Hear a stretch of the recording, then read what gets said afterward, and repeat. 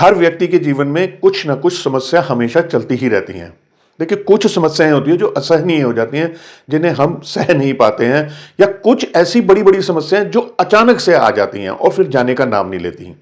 अब ऐसे में क्या होता है कि हम नेट पर या किसी से मिलकर ये पता करने की कोशिश करते हैं कि आखिर हुआ क्या है। और देखिए, कई बारी ऐसा होता है कि कुछ वीडियोस देखकर या उन ज्ञानियों के कुछ लेक्चर सुन के हमें ऐसा लगता है कि हमारे जीवन में राहु हैं, वो बुरे प्रभाव दे रहे हैं।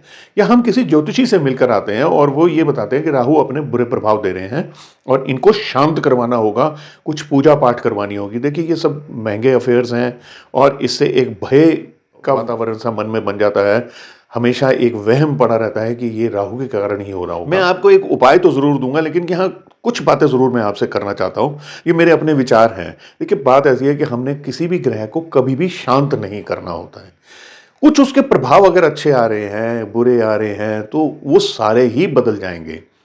करना यह है कि हमने राहु से फ़ायदा लेना है, उसे नियंत्रित करना है, क्योंकि राहु हमारी सोच है। राहु इतनी बड़ी सोच है जो हमें किसी न किसी स्थान पर पहुंचा सकती है, ऊंचाई से ऊंचाई में और गहराई से गहराई में भी। इसलिए हमें राहु का फायदा लेना है, राहु को सही तरीके से यूज करना है। अब किसी भी उद्दंड को यदि रास्ते पे लाना हो तो जरूरी नहीं है कि उसे मार ही दिया जाए। उसका तरीका तो यही होता है कि उसे समझा बुझा के, उसका ज्ञान बढ़ाकर और कुछ शक्ति पैदा करके उसमें उसको कंट्रोल किया जा सकता है।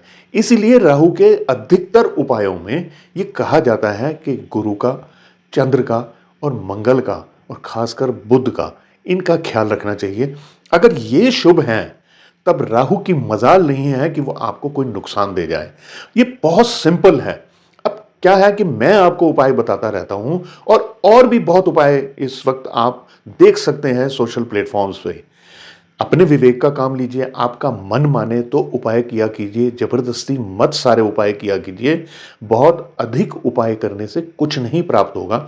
जहां आपको लगे कि ये उपाय मैं आसानी से कर सकता हूं, पूरे भाव के साथ कर सकता हूं, पूरी आस्था विश्वास के साथ कर सकता हूं, वो ही उपाय करना चाहिए। अब मैं आपको उपाय बताता हूं।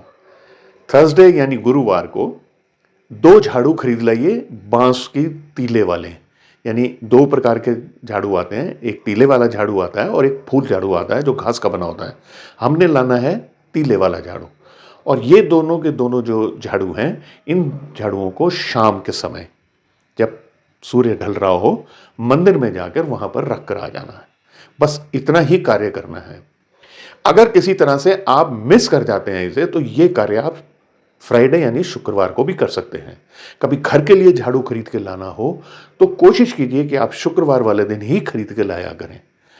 और ये जो झाड़ू हैं, जब आपने घर से बाहर निकालने हो, फेंकने हो, पहली बात तो यह है कि झाड़ू हमेशा बेस्ट क्वालिटी का होना चाहिए। कारण यह है कि ये आपके घर की नेगेटिविटी को रोज निकालता है।